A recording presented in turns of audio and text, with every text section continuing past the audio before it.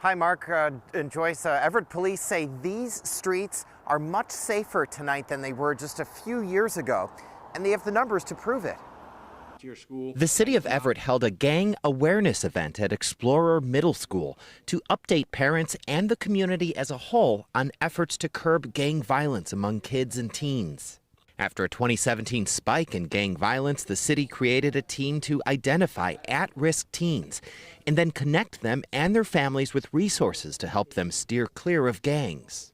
The city also started a police gang unit with an emphasis on firearms-related crimes and made youth intervention and prevention a priority.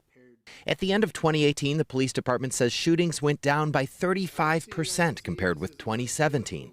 Drive-by shootings were down 67%, and gang-related offenses were down 44%. The city says it projects additional decreases this year.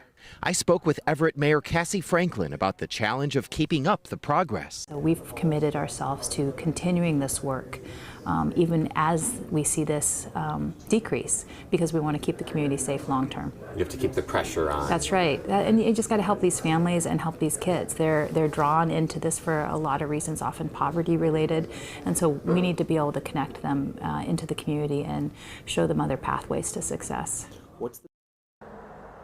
The city created a gang awareness guide for parents with the warning signs and then some steps they can take if they think a child or a teen may be getting involved with a gang. We can connect you with that resource if you just text the word gangs to 206-448-4545. Live in Everett, Ted Land, King 5 News.